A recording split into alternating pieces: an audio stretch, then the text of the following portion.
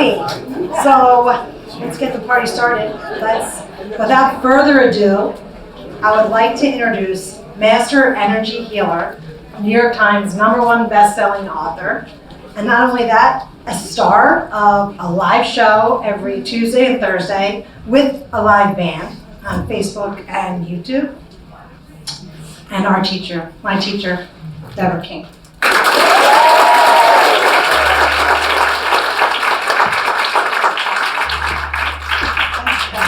Great intro, thank you.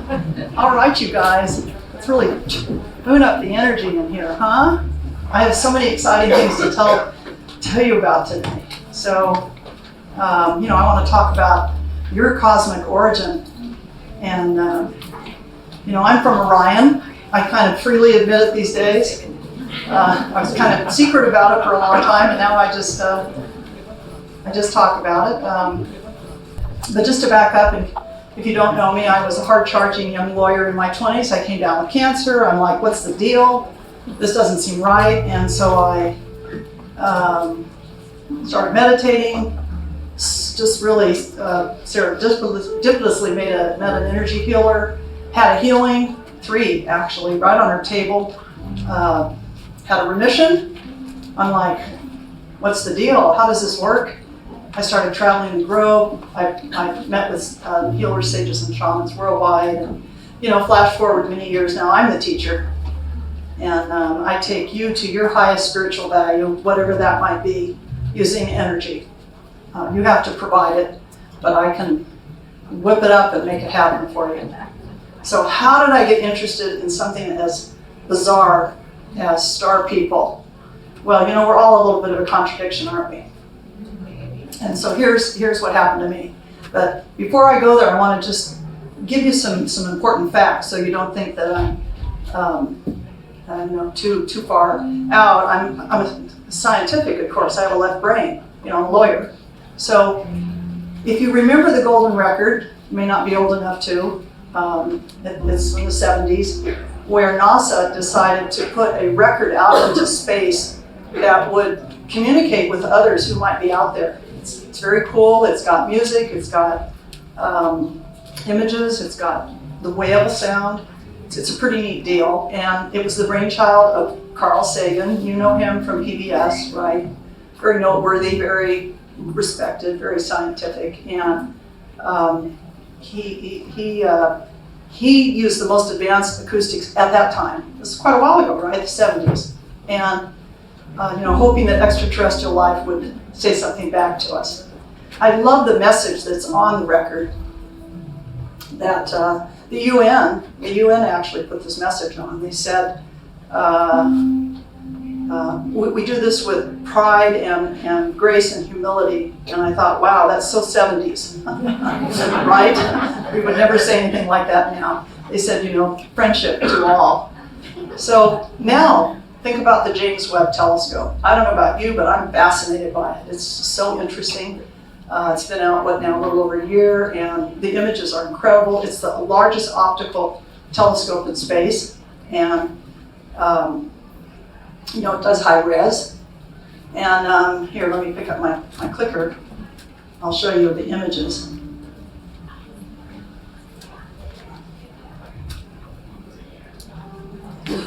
That's the golden record. There's Carl. There's the message. There's the telescope. Pretty neat, huh? And look at the Southern Ring Nebula that the telescope picked up recently.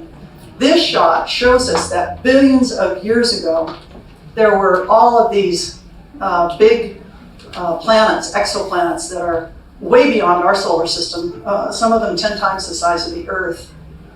So just last week, the telescope shot this universe teeming in galaxies, jaw-dropping shot, right?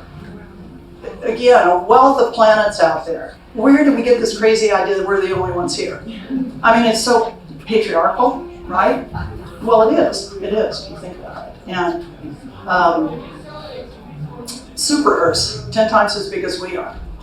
So, here, let me show you the first avatar. So, this really makes me think of Avatar. How many people here saw the original one? Yay! I was so disappointed it didn't win Best Picture. I really thought it was by far the best picture of the year.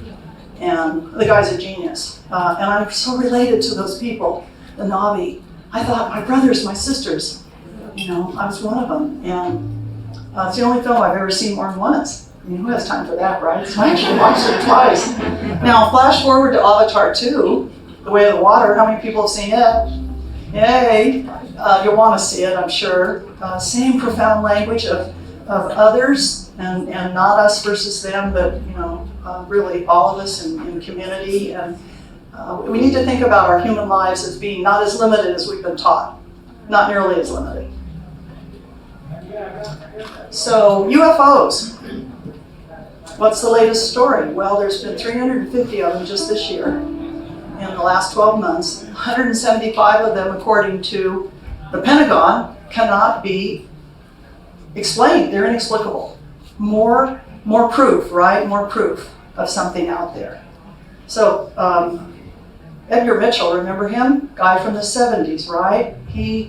He's on his way back from the moon. It's his 6th trip there, and he has an amazing spiritual experience. He says that he realized that the cells of his body and the cells of the craft he was on were all manufactured in the stars. So see how all of this is speaking to you right now. He felt ecstatic. It transformed his whole life. So here we are on Earth, journeying around the sun, right? It's the solar deity of every culture thus far. And we know, since Galileo, we know that we're not the center of the universe, although we still kind of think we are, right? And our Earth is part of a solar system that's really small potatoes. If you look at what the James Webb Telescope is showing us, or if you look at the work I do in the Vedic field, the Vedic seers 5,000 years ago knew this stuff. They did. So our whole solar system is part of the Milky Way galaxy, and it's pretty big. According to NASA, the Milky Way galaxy is going 103, there's a typo there, it's 103 million miles an hour. And if we could move at the speed of light, it would still take us 100,000 years to traverse it. So I want you to really broaden your thought, expand your mental capacity right now, and just take all of this in. These are amazing thoughts, right? So Scientific American, last month, check this out. This cover, it says that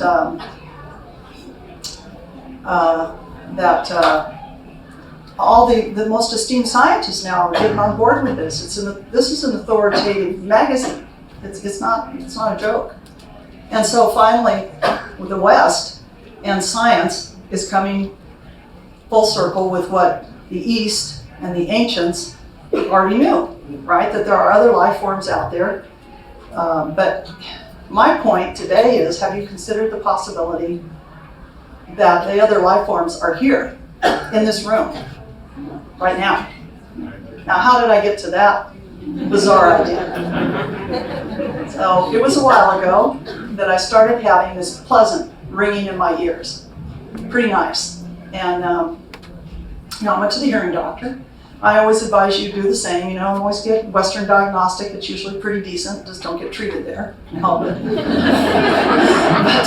But, save your life. But I went in and he said, man, lady, your hearing, you don't have any trouble with your hearing. In fact, it's better than a dog's. So I'm like, oh, okay. And so I thought, well, you know what? I'll go to the Akashic Records. Now, I take students, to the Akashic Records all the time. When you give me permission to look at you, I have to have permission. I go there, and all human events are stored there, from the earliest point in time to the distant future, wherever that may be. There is no limit on either end. And I pick up whatever information your higher self and you need at the moment. I thought, well, Deborah, why don't you go there for yourself? I'd never done that, so I did. And when I get there, there's a guide there, and he says to me, that ringing in your ears, you have an extra piece of equipment inside your head. It's above your ear, and it's like an antenna. I'm like, boy, that sounds really freaky. And so you're picking up additional sounds. And I thought, maybe that's why, like you, I'm so fond of music. You know, I just live for music, don't you? I mean, it just speaks to you, right?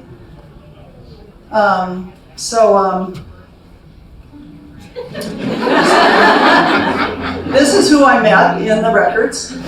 This is what he looked like to me. This is a rendition. Full disclosure, it's not a photo. And a little odd looking. He wasn't very tall, and he had these headphone ears. He was a pretty interesting dude. He said that, those things look like satellite dishes, don't they? So he showed me a map of Orion. I thought, okay, that's interesting. And he said, I had the most incredible feeling when he showed it to me. My whole body started to tingle and shake, and I felt so excited. He said, that's where you're from. I thought, wow, no wonder I feel so incredible right now, like I just met my family, like I just saw home. I mean, it was an amazing feeling. And then he pointed to a particular group of stars, and Orion's belt. Now, what if this is you too, right? What if you're one of the star people, like me? I want you to give that some serious thought while you're with me today. It's very possible. So there are some of us that are here on this plane right now, and it's in these 3D bodies that are really germinated somewhere else. I think there are quite a few of us at this point. I think it's intensifying. And maybe that you came from another star system, another planet, a parallel universe. Lots of times when I'm working with a guest like you, give me permission to look, I might sense that you're actually having a parallel life at the same time. That's another real interesting thing I'll sometimes pick up on. So we should look what the ancients said. Now this guy is from an Indian colony in Canada. So the origins of all of this information is kind of lost in time, right? And this is Wilford Buck, and he would tell you that he's Native American, of course, and he would tell you that we come from the stars. And he's not the only one that has said this over and over and over again. Again, I'll reflect you back to the 1970s when this all became, in my neck of the woods, pretty well known. There was this Brad Steiger's book, right? Here's Carl Sagan. He says we're from the stars too, but I want to show you Brad's book. Well, here, let me talk about cosmic origins. Ask yourself, this may be you. Do you ever dream you're flying, right? How many people? That's why you're here at this expo this weekend. You're not regular folk. You're star folk. Do you feel time is flexible? Does it speed up, slow down, right? Can you, like me, sometimes remember the future? This is happening to me more and more. You too, huh? Yeah. Are you besieged with synchronicities in your life? Yeah. Big yes, huh? So, what we're here for is service. You're not here to learn, not really. You're here to be of service. You've already achieved quite a bit of higher consciousness somewhere else. You're on a path of spiritual exploration this time around, and to be of service. I always tell people it's a path. You have to have meditation, you have to be in community, and you have to be of service. So you've come here to serve all of humanity in whatever way you selected. So you're here to help others ascend. And you're in the process of ascension at the same time. Ascension in your consciousness, right? Always gathering higher spiritual energies. And we star people, we're here to usher in this new age. So now let's talk about Orion specifically. I want to start with this image. This is from the late 70s. Again, notice how much of this is from the 70s, right? This is a really interesting prehistoric carving that has Orion carved into it with the main features of Orion. This thing is a long extinct woolly mammoth. And archaeologists say that it's something like 35,000 years old. That's going to be my first scientific fact, right? From the ages. Now, I've been around the globe to look for other places where Orion has been recorded, that the people obviously know about it. Maybe you, like me, have been to Mexico City and you've looked at these fascinating pyramid points that point directly to the stars in Orion's belt. You know, how much energy did it take to build those, and when were they built? And then how about the Hopi territory in Arizona? Maybe you've been there too, like me. And again, these three mesas and some other landmarks they have there match up with the major points of Orion. And then there's the pyramids of Giza. Maybe like me, you've been there too. Again, they're much older than we once thought, and it would have taken a really advanced consciousness to know that when you look at from an airplane, you look down at them, they perfectly align with the three main stars of Orion's belt. No kidding. They perfectly align.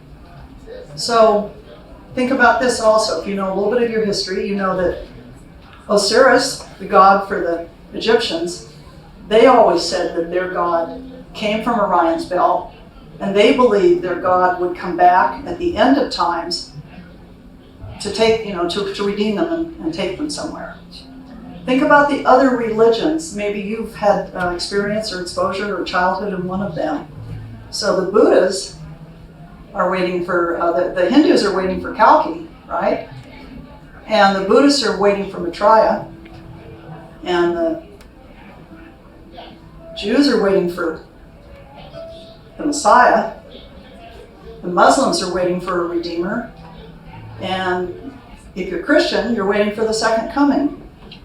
Notice that all these ancient cultures all said that someone came from somewhere above here to seed them or help them or establish them, and that someday that Redeemer would come back. Notice it's the same story. There's some incredible similarities here, right?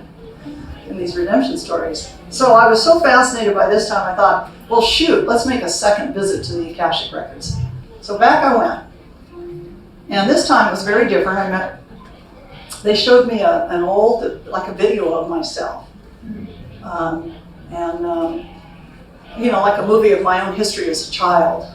I was shown a star system that was still in the early stages of evolution. And they pointed down at this system and they said, we're going to send you to Earth. It's up to you. You make an election if you want to go. And they said, things are bad down there. It's all war and unhappiness. Not like here in Orion, where everything's orderly and organized and higher consciousness, and the kids in school study the other star systems. It's down there, things are rough. So, still watching this movie, they said, we're going to send you to this landmass, and we want you to be kind of in the middle of it. And I thought, oh no, don't tell me that. Indiana? Oh God. no offense if you're from the middle of the U.S. I still haven't quite got my ass there, okay? Still out here living in sunny California. But I could see these clearly defined boundaries. I got the picture. And then they started talking about Lemuria. So hopefully you know a little bit about Lemuria, right? Fascinating, isn't it? An ancient civilization, an ancient landmass that disappeared. So in the mid-1800s, the scientists started to theorize about this, and they were right on the mark, actually. They theorized that Lemuria was home to a whole colony of people, and it was a lost island in the Pacific. Here's a rendition of it from those days, and they thought the people who founded Lemuria came from the Pleiades. That's that star system, right? The Lemurians were extremely skilled with crystals. Ask yourself, by the way, if you have a knack for crystals. You might be Lemurian in your DNA. So many of us have it. Now, stones can store memory. So because of their high spiritual development, the Lemurians realized they had a foretelling of the future, just like I just mentioned. They knew the future ahead of time. They remembered it. They thought, oh man, we better hide our crystals. So this sunken landmass, despite everybody saying Lemuria was fake, you guys are crazy for believing it, just recently, just in the last 10 years, this has been discovered, this sunken landmass, exactly where the scientists in the 1800s said it would be discovered in the Pacific. And let me tell you the interesting thing about this landmass is it's got zircon on it. So zircon is a 3 billion year old stone. Ask yourself, what's it doing down in the ocean, right? Exactly where Lemuria is supposed to be. And now I want to talk about Atlantis. So Atlantis is like the next civilization. Now Atlantis has been talked about a lot by some very reputable scholarly people like Plato and Thomas More and Francis Bacon. They all talk about Atlantis as if it's very real to them. So you don't have to feel like you're crazy for believing this stuff, right? And they're pretty sure that Atlantis was in the mid-Atlantic and that it was founded by Lemurians who brought their crystals, right? And all was great until Atlantis went way, way technologically advanced, way more than we are today, okay? And the Lemurians became uncomfortable after a while with their cousins, the Atlanteans. They were all living on the same island, right? And the Lemurians were into nature. That's them. But here's the Atlanteans with your advanced technology. So what happened was in Atlantis, the high priests took these crystals and used them for improper purposes. They used them to control the people. Does this not sound like today? It does, doesn't it? Yeah, it's creepy. So many Atlanteans disliked the powers that were above them, that were running the show and controlling the people. So there was a big rebellion, a big war, and a lot of writers concluded that the whole thing sank. So that led the wise people in the cosmos, not here on Earth, to form a galactic federation of light. This would be my rendition of what that looks like to me when I'm cruising around in the Akashic records. So the members of this federation don't look like us. They look kind of like that. They're light beings. They're remarkably advanced, way beyond us in consciousness, really. And they're overseeing the evolution of our planetary system, trying to carry out the divine plan. Now, how about we do a short meditation to help you connect more fully to your DNA memory of Lemuria and Atlantis. It's deeply buried in your cellular memory. So just close your eyes for a moment, and or keep them open if you're more comfortable. And just feel your heart chakra right in the center of your chest. And then when you've taken your energy there, it's right in the center, right on the breastbone. Just breathe into it for a second. And now go higher. I want to take you to your thymus gland. It's that little protrusion. It's just midway between your breastbone and your throat. The seat of your spirituality, your thymus gland. And I want to introduce you to your star ancestor. You have one. We'll go to the top of our heads and we'll feel our crown chakra right at the top of our heads. Big ball of golden white light, and we'll just bring it down, down, down, and put it right in our heart. And just keep breathing that light in, and go with me on a little voyage to Lake Titicaca, where our star ancestor is taking us right now. So there we are in Peru, at the lake. You can take a look at it here if you're having trouble visualizing it. And you no longer are restricted into a 3D body. Just know that your vibratory frequency has increased. So you can drop with me right into this 5th dimensional city. beautiful, beautiful city that it is underwater. No problem. We're perfectly happy down here. We feel great. We hear their music. We're just at peace. It's so ethereal. This is the home of the illuminated ones, the brotherhood of the seven rays. It's a fifth dimensional city, again, not visible. If we took diving equipment and went down there, we wouldn't see it. And this is where they hit the golden disk of Meru. This is what happened when Lemuria and Atlantis sunk. They hid the golden disk down there. Save it for the visitors from other realms. So, and this is where they store the sacred scrolls. Again, they're there. You just have to have a fifth dimensional access to visit this underwater sanctuary. Just feel the radiance of this disc. Just feel it. Beautiful, isn't it? And the sacred scrolls. So the Incas, they searched for it. They could feel it. They could sense it. They were remarkably advanced.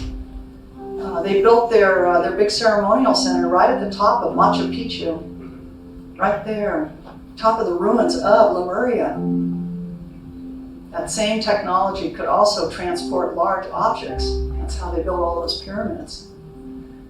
So know that the history you learned in school is not accurate. It's not.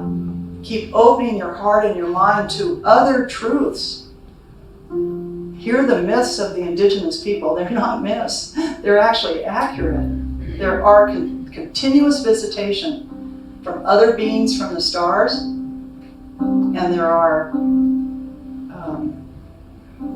some of us who made the journey here, totally made the journey here, as our star ancestors begin to recede now, and we come back to the room. Know that you can continue to visit these kinds of places. Just call on your star ancestor, and he or she or it is from your home star.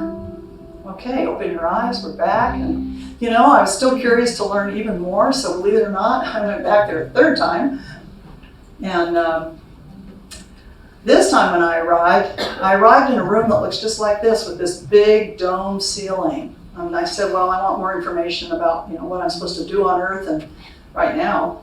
And all of a sudden, my chair I was sitting in apparently had a jetpack attached to it because I zoomed up through the ceiling. I'm like, oh, yikes. And away I went, right up through the dome. Incredible experience. And I was ripping past stars, having a good time, covering quite a distance. And pretty soon I met some robot-type people, which you now know are real, right? AI is here. And they directed me by shooting a beam of light at their eyes right at me. And then they turned to me and they said, that's what you're doing when you initiate people. You're sending that same beam of light that we planted in you, you're sending it to them. I thought, oh, that's how I do initiations. Okay, I didn't know how. So these robot folks, they guided me to this city that had, I still remember it had like these buildings that were like trains. Tried to depict it here. It was they were all connected, and they looked like big skyscrapers. And they had big walkways that you got transported on, and the whole thing was just a trip. So then I went to the vibrarium. Okay, this is a room where there's pipes everywhere, and you get reset. So you're not feeling good, or you got a disorder in your body, no worries. You just go in the vibrarium and you get reset. You don't need your energy medicine provider anymore. I become irrelevant, and you just go in the vibrarium. I thought it was pretty neat. You could go there periodically and get retuned. So then the robot folks showed me that I'm sending energy throughout this landmass that we're living on, right? Like a tuning fork, a little bit like a tuning fork. I kept moving through hatches down and down and down and down, and they showed me an image that looked like this. These weren't people. I wasn't sure what this was all about. These folks were definitely not what we think of as human. Okay, but I'm broadening my horizons, every moment here. So here again is the transmission from the eyes. These white robed beings were shooting this. They were combining their vision and shooting it to me so that I could shoot it out to you. It was wild. It was wild.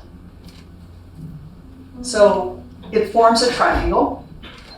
This light that's coming from them to me and from me to you. And the triangle forms this diamond shape, and I send a spotlight to your heart, in a nutshell. So this was nice for me because I had already started my work.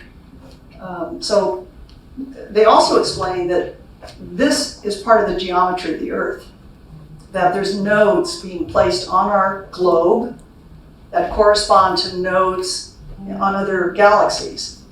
Think way beyond our galaxy, okay? You guys have to really expand your thinking.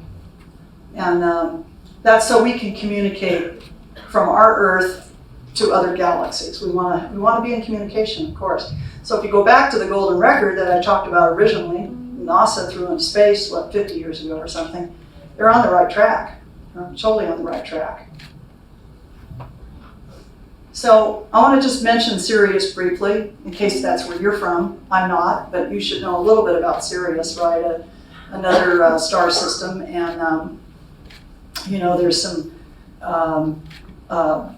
people in Asia and Africa that have great connection to Sirius and have for thousands of years, and knew some things that they couldn't possibly have known because science had not yet discovered it.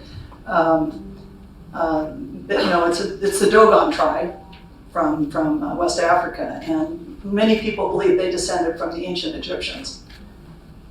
Here they are, very cool folks that are thus far still fairly unpolluted by the West, and they do these great transitions for people when they're dying. They're very guided, very guided people, and they have all this knowledge. No one can figure out where they got it from. They tell us they got it from the stars. And scientists have backed this up. They've studied them pretty intently. They knew thousands of years before the rest of us knew that Saturn had rings, for example. You can't make this stuff up.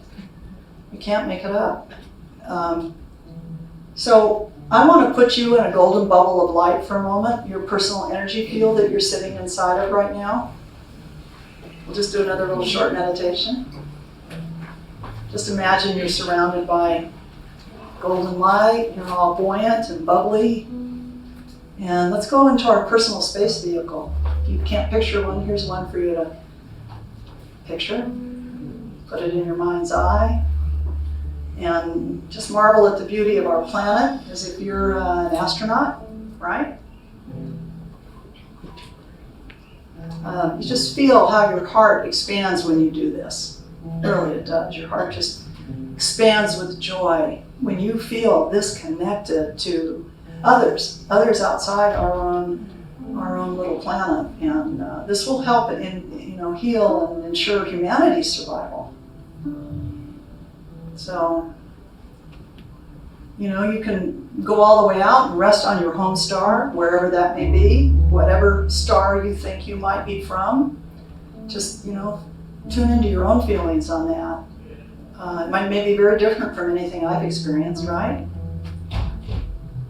And your guide here is going to hand you a perfect sphere. I want your guide to put it in your hand, and this sphere will be an important message to you. It's absolutely perfect. Just sense into it. You're holding it in your hand. Beautiful. Just take a second on that. Huh? Perfect sphere. Crystal, of course, right? And now, the star beings of the Aquarian mission What are they telling you? They're telling you that your genetic code's being upgraded right now. They're telling you that Tibetan monks use sacred geometry for this, that this crystal acts as a transformer. Transforms your brain, your cellular structure. And this force field expands that you're in. Your own personal energy field is a big force field.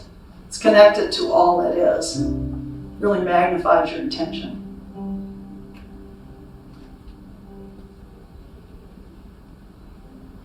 So you may have a subconscious knowing that this is true for you, that the story I'm telling you is true for you. But let me tell you a little bit more about how I got to this crazy place. You can open your eyes now. So we just moved to a horse property. My husband and I, we always like to live pretty remote, and this was definitely horse country out in the middle of nowhere. And I was laying in bed like a week into this experience, and I heard this voice in the middle of the night say to me, "Go outside, there's a mandala." So I hadn't researched the whole 40 acres, so I'm wandering around out there in the dark, pre-cell phone, no light, and I find this mandala, and I lay down on it, and I end up doing that all summer at night. Wild experience, and I'm staring right at Orion. I just feel guided to do that. Dusk to dawn, and got really tired during the day, but what a trip, right? What a fun experience. So I just kept focusing on Orion, and then I started to hear sounds, and I started to imitate them. Unfortunately, we were way out in the middle of nowhere, so the men in the white coats did not come pick me up, because I'm sure the whole thing looked very weird. I was learning a series of tones, and I learned how to reproduce them. So I was being trained.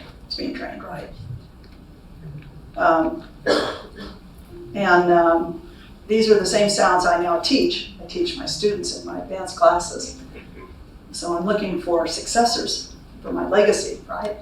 So there's the mandala, and there's Orion's belt that I'm focused on, and here's the tones that I'm learning. And then I go in for a chiropractic thing with I'm new in town, brand new deal.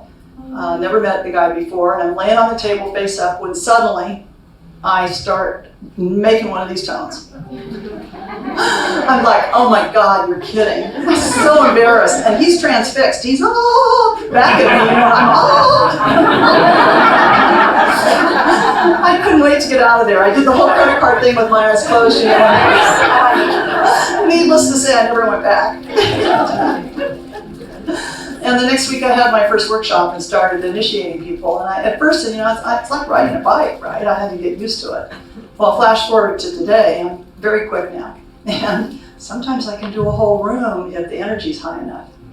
That's your consciousness.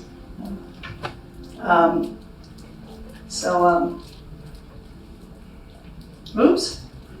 Okay. Looks like Spirit has decided that cut out a little bit here. Let's do some healings, you guys, huh? Who wants to get zapped? Just before I call on somebody, let me just ask you, what is your mission, right? What is your mission? I hope you have some glimmering, something a little bit, right? What you think your mission might be. Mine was always vague. I remember I wanted to help people, but I had a hard time figuring out how. I really did. I kind of wandered around in the desert in my, 40s, trying to figure that out. So maybe your mission is to focus on the planet. There's so much to do here. There's the divisiveness. There's the problems with the water. Our animal friends aren't being properly cared for. There's pollution. I could go on forever, right? Or maybe you're supposed to help the marginalized. Any marginalized group, from women to gays to trans to you name it, right? So many of us are really marginalized, and ethnicities especially. I'm very sensitive to that. Or maybe your mission is to wake up everybody with music or art, right? Or writing. My mission again turned out to be very different from what I planned. First, I was an attorney. Then I had a long career as an energy healer.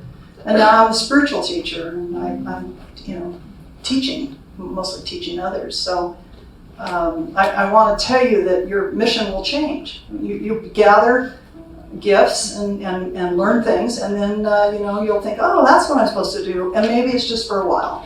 Maybe it's not permanently. Maybe you'll do something else next year. So, all right. Well, call on somebody. How about the guy right there? Yeah, that gentleman.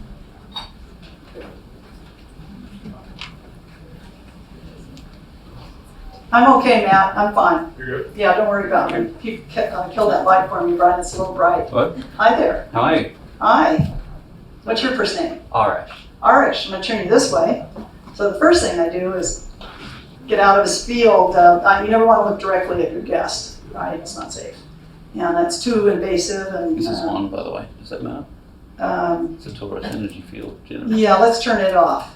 He said it's his Taurus energy field, and it will interfere with reading his thymus, which is the main thing I look at. RSP. It's the main thing. And if I could just throw this to the back so I don't read it, and then I go straight to his thymus, right? Now, I can read it back there where he's sitting, but I'm demonstrating for you that this is really important. This is the seat of your spiritual function, right? And I take a peek at the back to see if there's any vectors.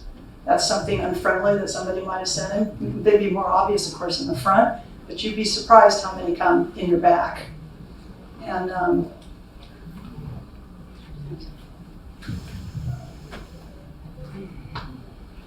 how's meditation?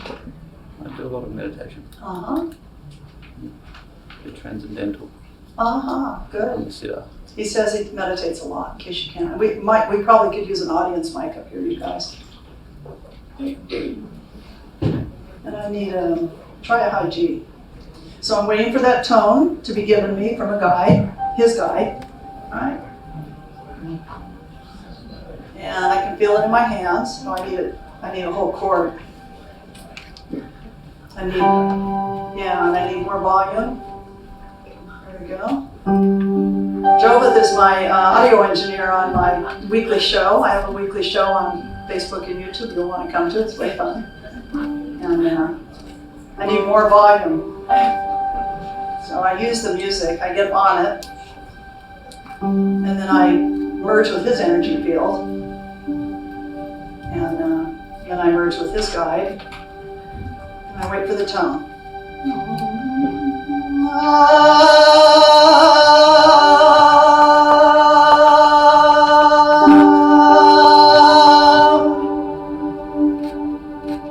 Now don't try that at home.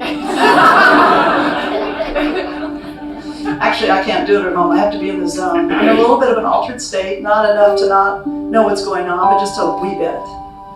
Wonderful. Give me a hug. That's great. Thank you.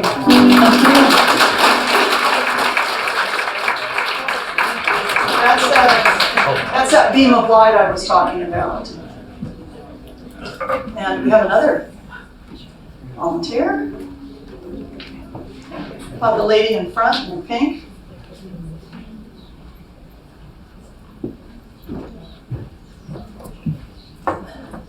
Hi, what's your name? Charlie. Say it. Charlie, like a boy. Like a boy, Charlie. Charlie Chaplin. Cute. Uh-huh. Oh, you got bubbly energy. So the first thing we notice is she's heavily Vata. So now I leap into Ayurveda, which I teach. You probably know enough about it to know there's the air quality, Vata, the heat quality, Pitta, and the ground quality, Kapha. And she's mostly heavy Vata Pitta, mostly air. And they're usually, my experience is they ascend a little more quickly, usually. And then I drop in and I look at her soul.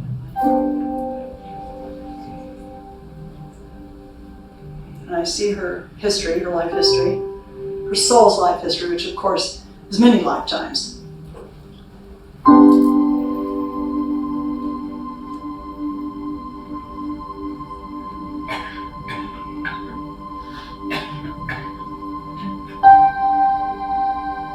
Hey, Linda Richards, you want to come up? And Michelle, two of you. So now I'm gathering a couple students. that have the kind of energy I'd like to have up here, that will support what I'm sensing is coming. And I'm just holding it, so it's like a train coming in the station. I can feel it. And Michelle, I need you right behind.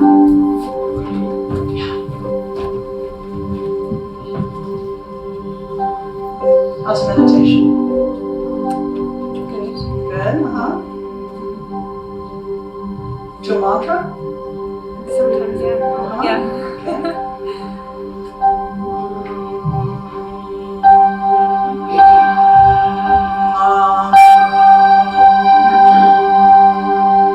So I'm using this tone because I'm clearing something in her, feels like second chakra.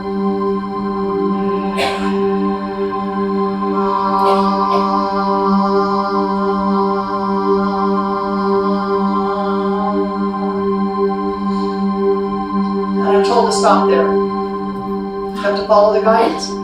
So, great, give me a hug.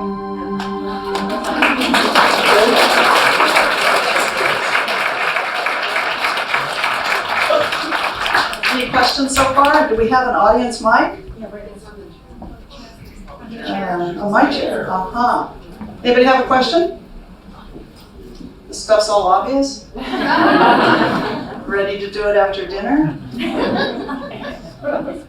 Thanks, Lisa. Here's a question over here, Lisa. I'm sorry. That guy had his hand in your ours did.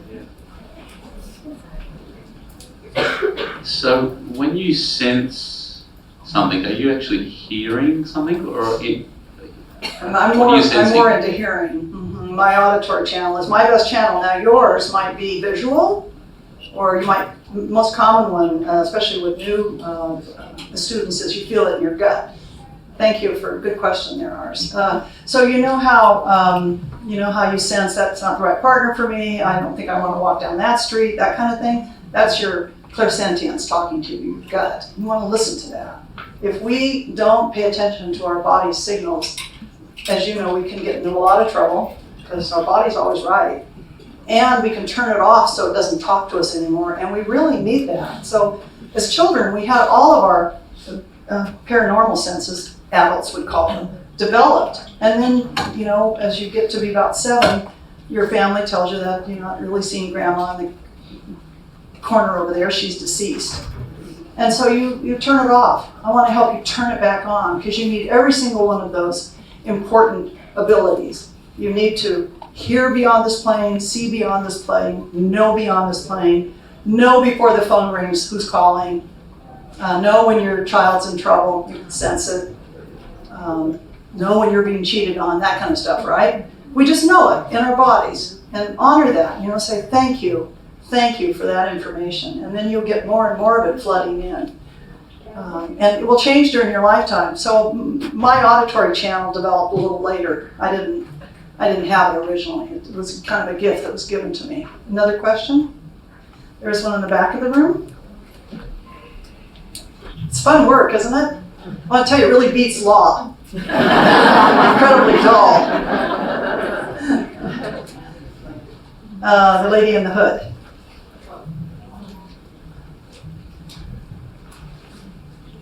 Thank you.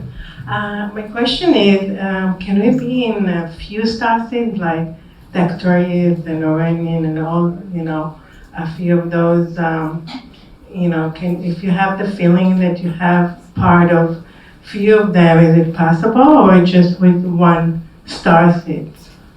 I don't think I can answer that. You might be an anomaly, right? Well, no, seriously, right? A lot of this isn't discovered yet. So her question was, could you have pieces of different systems? And I would think, yes, that would be my guess. Yeah, totally. Thank you. Here's a question right here, Lisa. Not to make you run around the room, but. This one had a question. Over there first, yeah. Okay. Thank you. My question is, so when you were working something in the lower part of the body, so my body reacted to, how do I know? Great. You're a natural born healer. Everybody in the room is, of course, but your body sensed what was in hers. Now, that doesn't mean that you have the same issue, or the same facts. It means that you're resonating with the same emotion. With the same emotion. So remember, that's a great question, by the way. It's your emotions that power your chakras, not something else. 100% emotions. Your chakras are just little focal points of energy in your personal energy field, right? I'm pointing to 7 of them, but they go, as far as I can tell, hundreds above the head, not just a few. And you're much bigger than you realize. But your emotions are what close, open, or keep those things bringing energy in. And you want them bringing energy in. You do. You don't want to shut them down, and that's when the body becomes dis-eased and unhappy. So it's your emotions. That's the whole thing. And when you can feel, I'm hard to watch TV with because I can feel everything I'm seeing, the news. I'm sobbing. I get so upset I can't even read it right. So you want to be like that. You want to be able to feel others. Feel others in your body. Of course we want to. That's what connects us to other people. So we really feel alive. We feel alive. Another question? There's one right here. One back there. You should all fill out that form I had dropped on your chair and turn it in when you head out the door. And I'll send you some information on this. I'll send it to your email. I'm really good about that. I love to teach, and I'll teach you, I'll send you a lot of information about this by email. Especially about initiations. Yeah, next question. Hi, sorry, it's me. Hi. Hello. A little higher there. Sorry, can I just ask, so what the work you just did, you were healing a chakra? I was. Okay. Your second chakra. Second chakra. And then, but not anything specific, you just knew that something needed to be healed, correct? Right. And then Something, it was pulled back. Okay. And it was going in reverse. And you want it going clockwise, not counterclockwise. Oh wow, okay. Mm-hmm. Because I really felt it. Oh good. Massively. Well, give her a big hand. And then you said someone told you to stop. Is that? Your guide. Yes. Your guide did. And is that because it was enough or because that no more yet? Yeah, it was because of I heard the word fragile, which always is a signal to me to stop. Yeah. Yeah. That's not a bad thing. It Yeah. just means that's where you are today. You might not be there tomorrow or next week. Okay. Yeah. Thank you. Yeah, of course. Here's a question here, Lisa.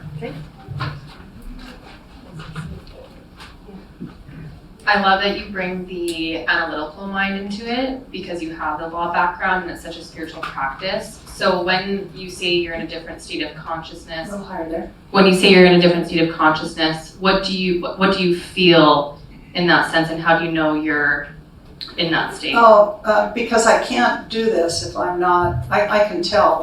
I somewhere along the way I taught myself to step into, it's very slightly altered. Just enough so that I expand my field as big as the room right now. Now I can't walk around all day with this big of an expanded field. I can do it for a couple hours. And it took a long time to achieve that. That's a big expansion. And that way, if somebody has an opening, I'm getting goosebumps right now. That means I'm remembering the future. There's somebody here that's going to have a big opening. Who is it? Raise your hand. Sometimes I'll see a light over your head. I can't see your faces, but I'm just looking to see a light. Just looking for a light.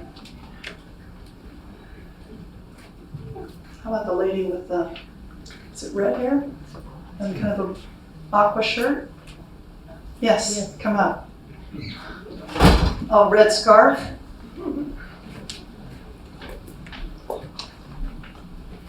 Hi there. Hi, what's your name? Amanda. Amanda. Oh, yeah. Ooh, I feel you. So, yeah. So this will only take a second. So, but still, be careful. I look behind, make sure there are no vectors or objects, or I'm not picking up any objects in the 5th level. I'm just making sure there's nothing that could inhibit. And how's the meditation? I So? need more. Need more. Mm-hmm. So I need a base to set it on, so I'm looking for a base. Meditation would be my best base, but I'm not sensing much here of that. But you've got something else going for you. Is it a prayer practice? And not with that word, but something like that. You talk to guides, you're talking to somebody. You have an ancestor. Do you know who that is? I think so. Uh-huh. Can we get her mic, Lisa? You come up with a mic. You need to talk about an ancestor you have. Where are you from? You're Born in Mexico. okay, and born there. And is that your ancestry? Portugal. Yeah. Oh, there it is. Ooh, that's strong. Thank you. If the guests can hand me the information, I can move much quicker. And that's actually where my energy's from. It's Portugal. Ooh, feel that. I can share this with the room. This is hot. Now I'm going to set it on you, but you're going to have to start meditating, okay? Because I don't want you to lose it. I need a lot of sound there. I need a whole chord, please.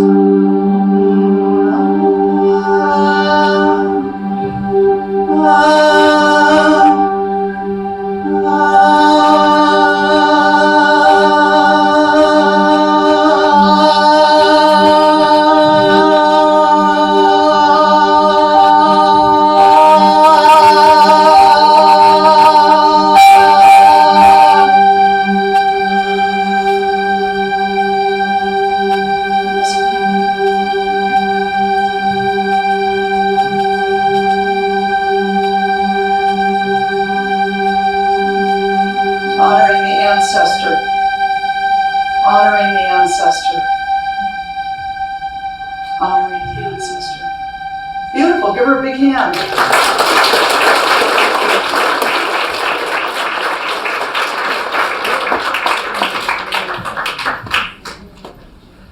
There are stairs here, you guys.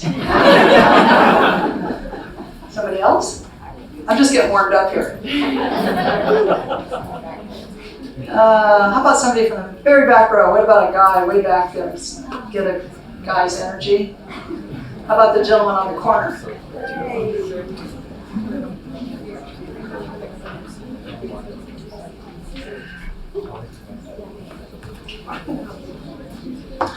Hey, what's your name? Todd. Todd. So first I feel Todd's hands. I'm going to turn it this way. Have you step forward 2 feet. And picking up something here, Todd. Let's see if it's from the front or the back.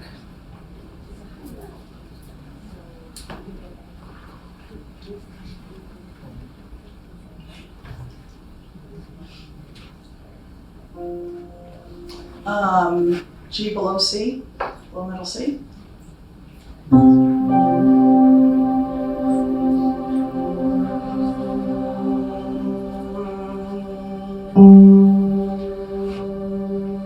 Need a drum.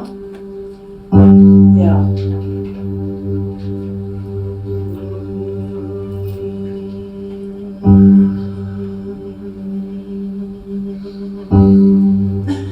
Carrying something in the base chakra. And then a second. And a third. Fourth. Now I need a middle C.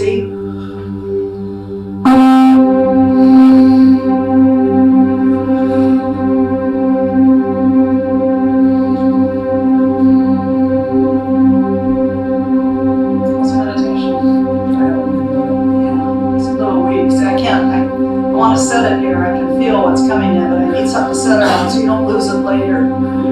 So I'm going to inspire you to meditate. Okay? Yeah.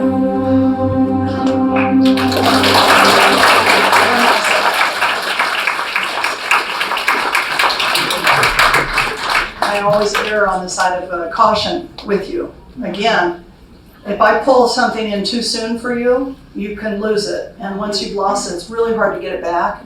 So really be careful with who you work with and be very, very cautious. Because if it's done in ego and the practitioner wants to show their stuff, right, you can suffer for it. You need a meditative base. I teach meditation. If you go by my booth, what is it, 400, I think, and just grab one of my little flyers or something.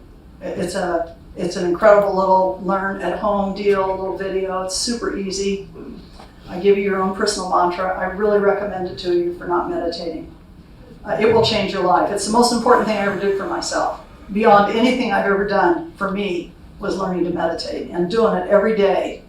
And I know ideally I'd say, 20 minutes twice a day, but just 20 minutes once a day when you first get up in the morning before you leave the bedroom, it's not that hard, you guys, right? Simple. Just put the dog out, cat 2 doors away. God love your pets, but they will steal your meditating. No, you need it for you, and then you go take care of them later, right? But you need that serenity, right? And then life is still going to be all roller coastery. It is. Shit's going to happen. But you'll kind of fly. The longer you meditate, you just sort of hover above it, and you're like, look at wreck my life is down there. Oh, it's true, right? The same problems keep happening. I'm not going to lie and tell you they stop. But you're not like knocked around by them. You just float above it. It's a practice. If it's not done every day, it doesn't work. It doesn't work. It's incremental. It's a tiny, tiny drop every day. It will change your brain chemistry first, and then later it will actually change the functioning, the actual functioning. I've studied this intently. It's scientifically proven it changes the function. Okay, another volunteer. How about this gal? Yeah, what's your name? Cindy. Oh no, Cindy, I've worked with you. I'll let you sit there. Trying to slip in. One of my advanced students. Caught her in the act. How about the lady in black? The second row. With the white something on your t-shirt there.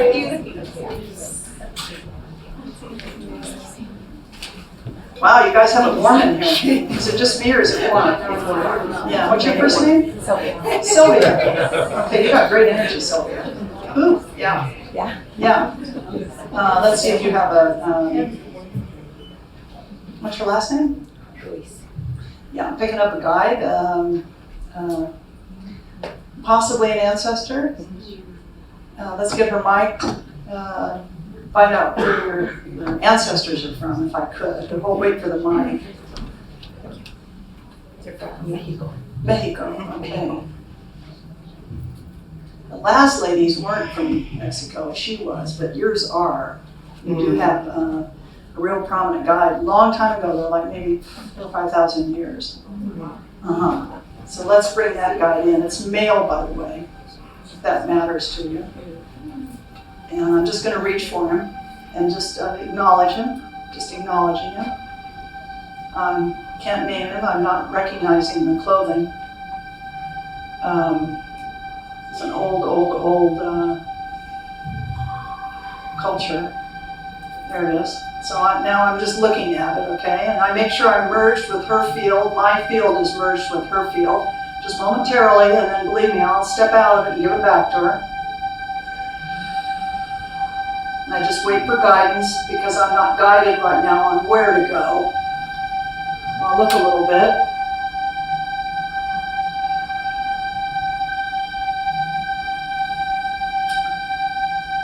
Bring that mic back up. I need to ask a question. Can you tell us about any trauma? Oh, yeah. Lots. Name it. There's one real pronounced one here. Like grief and Trauma. that's all. But I'm picking up childhood trauma. Yes. Physical, sexual abuse. Okay. Yeah, sexual abuse. But notice I won't name it. I make my guests to bring it to me because they may not be ready to hear about it. It has to come from them for their safety. And I'm just going to go after the perpetrator energy, and I need the lower chord, lower, below C.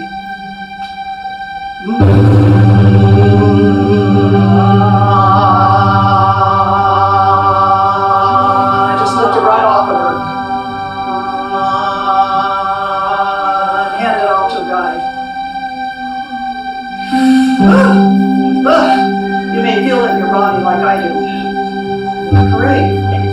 That's my history, so it's easy for me to pick up on. So welcome.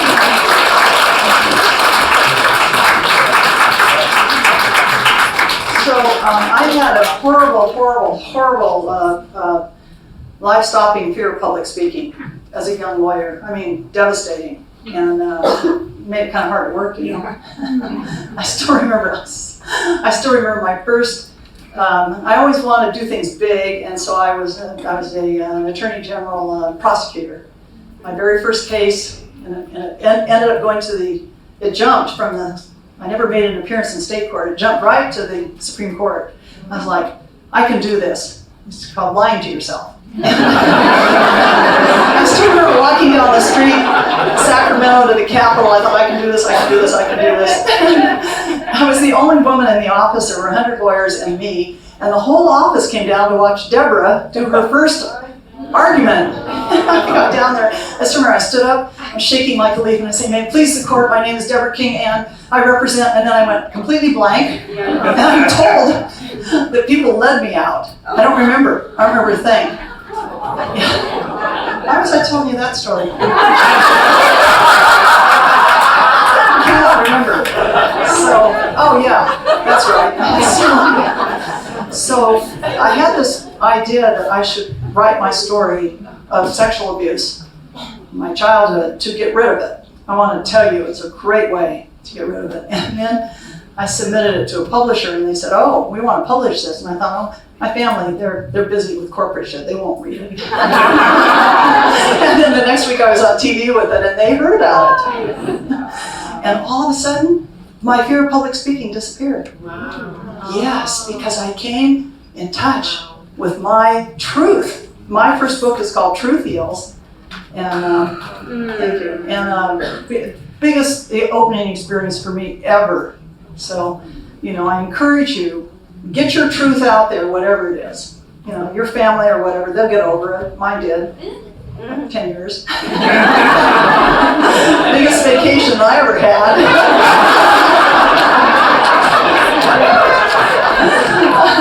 So no, get your truth out somehow. If not journaling or art or therapy, something. Don't just submerge it inside of you, because it does damage, it does. Now, of course, they can't shut me up. Okay, who wants to be next? How about this gentleman right here? Right here. You're not one of my students, are you? You're not cheating. Hi, what's your name? Pedro. Okay.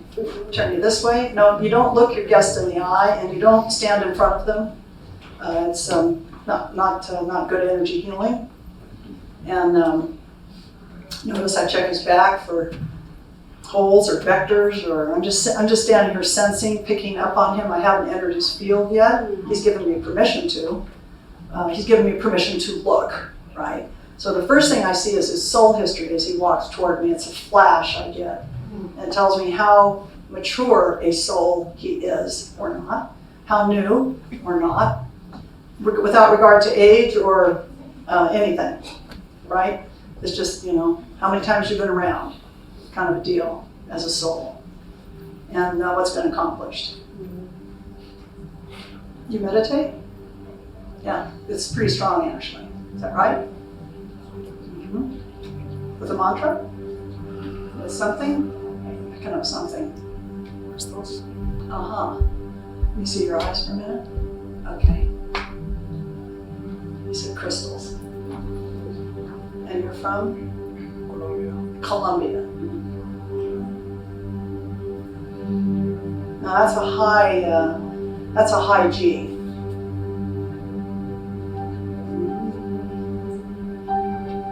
And so now I've merged with this field. Again, I have permission, right? It's just like communion. It's momentary, I don't stay very long. And now I need a whole cord there. That's nice, yeah, that feels good.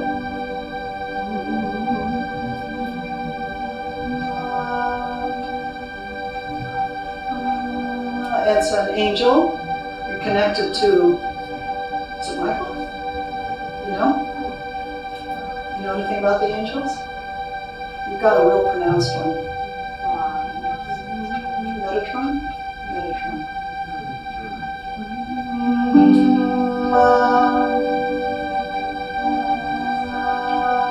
I'm just going to deepen the connection for him.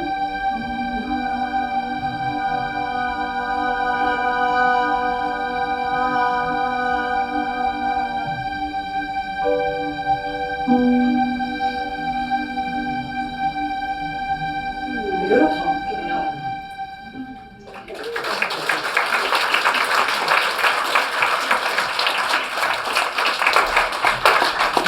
How are we doing time-wise? We're okay? 9 minutes. Okay, it's my friend John Popopoulos in the back of the room. I gotta say hi to John. Everybody give John a big cheer. I'll tell you a story about John. So right after I had my big opening, I decided I was gonna take this work public, right? I've been doing it for years privately.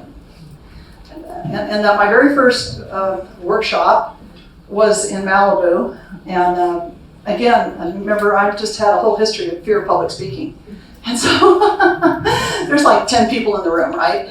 And I walk in, nervous wreck, and I didn't look at anybody, that'd be too frightening. I could see shoes, so I said, you're first. And this guy, John, walks up. He's my very first ever client.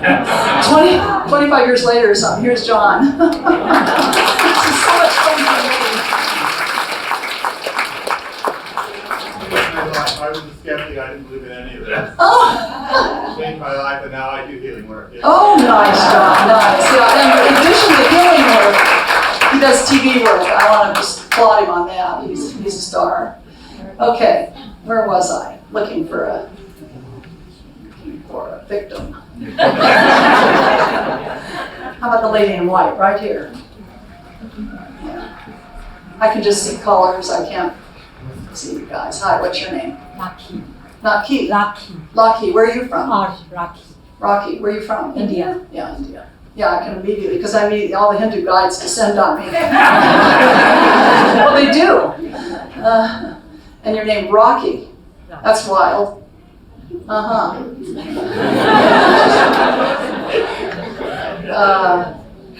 Well, the energy is very pure, okay, and there's nothing in the back. There's no vectors. There's no...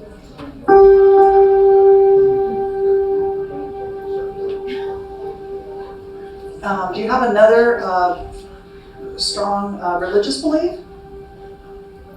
No, but I need a mic. Here, hold on. Other than your ancestors?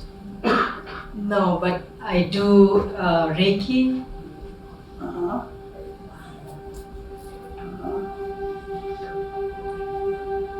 Okay.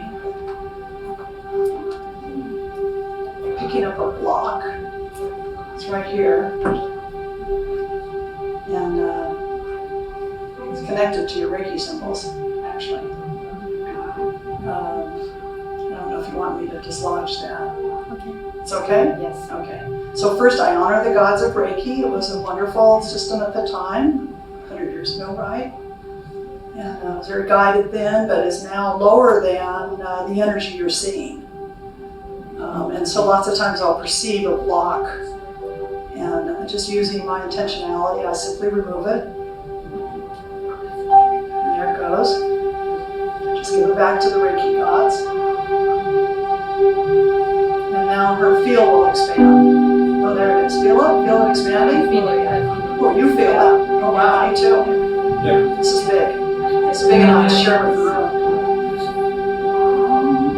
I'm going to see if I can take her up a level.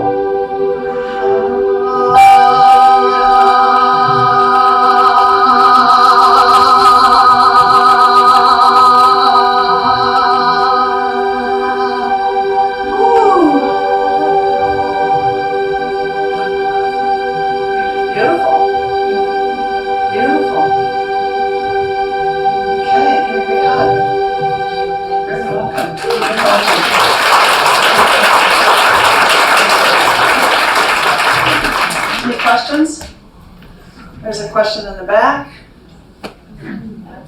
Great time for questions. Throw them out here. Remember to fill that form out, okay? Because I don't know, I always give some nice things away with that, but I really want to send you some things via email. Yes? Hi. So I have a question. So this started maybe like a year ago, whatever, but so in this case, you were doing something on someone and I'm just like on my phone trying to send a quick message or whatever, and the energy's so powerful that it like literally moves through me. So it happens several different times and it's a little embarrassing. So like what, if anybody else is like hits with strong energy, like what's a good way to not look weird? I think you're asking. Like in a session, you know, you're just walking by somebody in the street, whoa, you know. I think you're asking the wrong person. But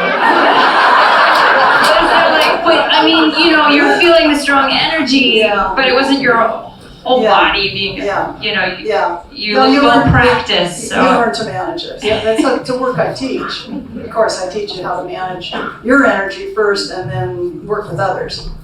But it all starts with the self, and that's a great question. And it all starts with self-awareness. We cannot change things about ourselves of which we are unaware, right?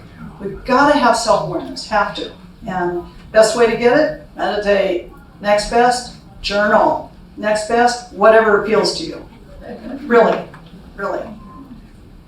Got that light on, Brian? Thank you. Another question. Gentleman in the white sweater.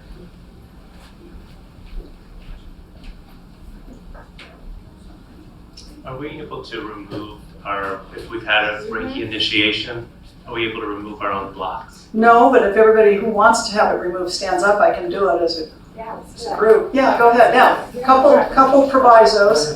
If you change your mind later, well, step one is the removal. Step two is don't do your symbols after this. No, you can't do the symbols after this. Now, if you change your mind, you have 2 weeks that they're just outside the edge of your field. If 2 weeks you decide, no, Deborah, I really needed them, you know, I like them, just call for them and they'll come right back and just start doing the symbols again. But if you want to have the opportunity for higher level energy, you must let them go. Just let them go. I had mine removed and I initiated, boom, like right away. So it's up to you. But again, I honor the gods of Reiki. He was very guided. He was very guided. And just using his energy, I send the Reiki symbols embedded in you back to source. Back to source. And so it is. All right, big hand for everybody.